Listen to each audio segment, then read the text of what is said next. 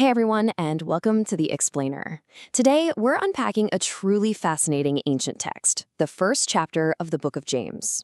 Now, whether you're a total history buff or you're encountering this text for the very first time, there is just something incredibly compelling about the way this author writes. I mean, it is absolutely packed with vivid metaphors, profound psychological insights, and highly practical life advice that, honestly, still resonates completely in our modern world. Our goal today is to break down this powerful chapter, piece by piece, and figure out exactly what it's trying to teach us about human nature. Okay, let's dive into this and take a quick look at our roadmap.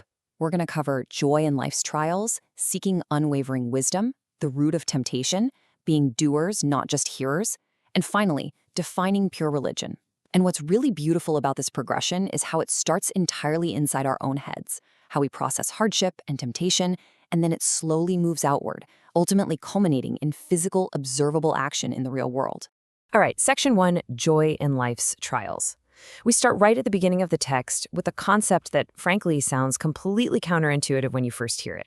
In verse 2, the author immediately challenges his readers with a bold instruction to count it all joy when you fall into diverse temptations or various trials. Think about that for a second. When you hit a massive roadblock or face a profound hardship, the very first response you are supposed to have, according to this text, is joy. But why? Let's move to and see how this builds, because the text immediately answers that why in verses 3 and 4 by laying out a highly logical step-by-step progression. The author explains that trials aren't just random, meaningless suffering. They actually have a distinct purpose. Step 1, the hardship results in the trying of your faith. Step 2, that trying, or testing, worketh patience. It builds your endurance. And finally, step 3, you have to let that patience have its perfect work, so that you may become perfect and entire, wanting nothing. So the text is framing the endurance of trials as a strictly necessary transformative process. You literally cannot get to the finish line of completeness without running the difficult race.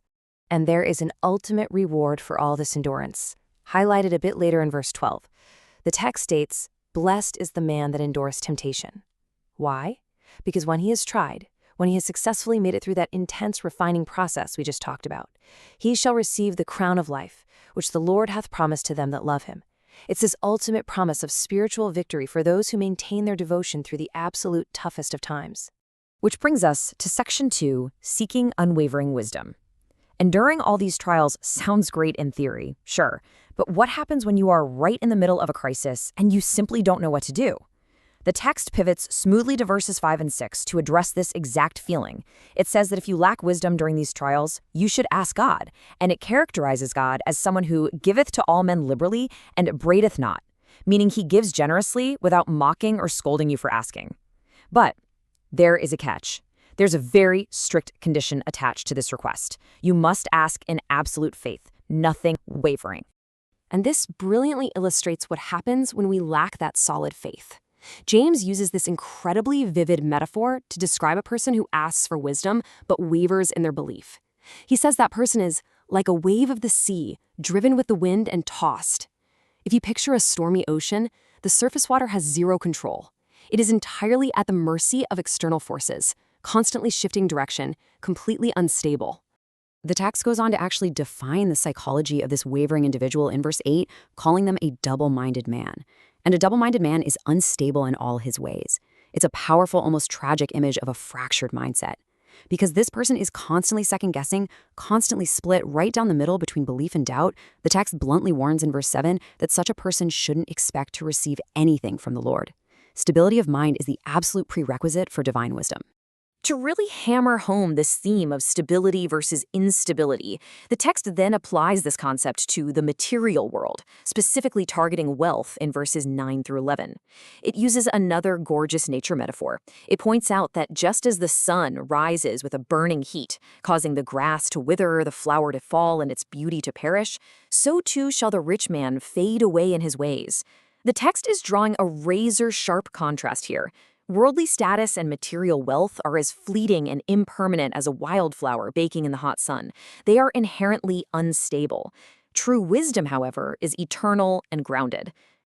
This leads us to a really fascinating transition. Section 3, The Root of Temptation. Having established how to face external trials, the author now turns the mirror inward to explore human failure, temptation, and where our deepest internal struggles actually originate. It poses a question that, let's be honest, many people throughout history have asked when facing a personal moral failing. Does God tempt us with evil? Did God set me up to fail? Well, the text gives a resounding absolute no in verse 13. It states, "Let no man say when he is tempted, I am tempted of God. For God cannot be tempted with evil, neither tempteth he any man." So the source of our moral failure is definitely not divine. Where does it come from then? Now, what's really interesting about this is how verses 14 and 15 break down an ancient theology into a remarkably clear, step-by-step psychological progression. You could literally call it the anatomy of a bad habit. Step 1, a person is drawn away of his own lust and enticed. The temptation starts entirely from within our own desires. Step 2, when that lust has conceived, it bringeth forth sin. The internal desire actually manifests into an external action. And finally, step 3, sin, when it is finished, bringeth forth death. It's a very sobering, direct cause and effect breakdown showing exactly how unchecked internal impulses lead to ultimate destruction. Verses 16 and 17 then draw this massive contrast between our flawed human nature and the nature of the divine. On one hand, you have us, human beings, enticed and drawn away by our own internal lusts into sin. But on the other hand, you have God, described so beautifully here as the Father of lights. From him comes every good gift and every perfect gift, and unlike the double-minded man we talked about, or the shifting shadows of the world, with the Father of lights there is no variableness, neither shadow of turning. He is the ultimate, unchanging source of good, entirely separate from our own messy internal temptation. Okay, so section 4, doers, not just hearers. The explainer is shifting gears now. We're moving away from these deep internal reflections to how these beliefs actually have to show up in the physical world and in our daily interactions with other people. Verses 19 and 20 offer some of the most highly practical, timeless advice you will ever read. The text lays out 3 simple, direct guidelines for human interaction. Let every man be swift to hear, slow to speak, slow to wrath. Why? Because, as it clearly states, the wrath of man worketh not the righteousness of God. Anger and impulsive speech are just totally counterproductive to living a righteous life. It's a massive call for profound self-control. And if you only listen to this advice but don't actually apply it, the text hits you with another incredible metaphor in verses 23 through 25. It brilliantly illustrates the sheer cognitive dissonance of being a hearer of the word and not a doer. It compares this person to a man who looks at his natural face in a glass, a mirror. He sees himself, walks away, and immediately forgets what he looked like. It's totally absurd, right? But that's exactly what it's like to learn wisdom and not act on it. Conversely, the doer is someone who looks into the perfect law of liberty and continues in it. They don't forget, they act. And that person, the text says, shall be blessed in his deed.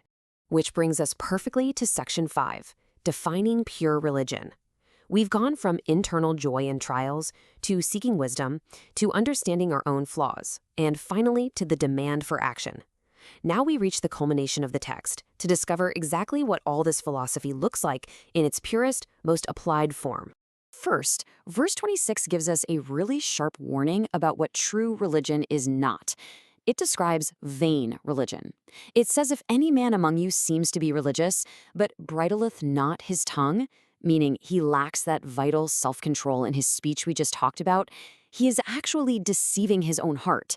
His religion is totally empty.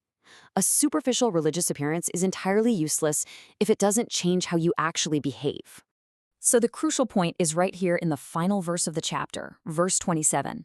How does this ancient text define ultimate true faith? It reads, "Pure religion and undefiled before God and the Father is this, to visit the fatherless and widows in their affliction, and to keep himself unspotted from the world." It is a stunningly simple yet profound conclusion. True faith isn't about grand ceremonies or looking the part. It is defined by outward empathy, actually caring for the most vulnerable members of society, and inward integrity, maintaining your moral compass without being corrupted by the world. We've taken an incredible journey today through this ancient text. We've seen that wisdom requires a completely stable mind, that temptation comes from within ourselves, and that ultimate truth demands practical empathy.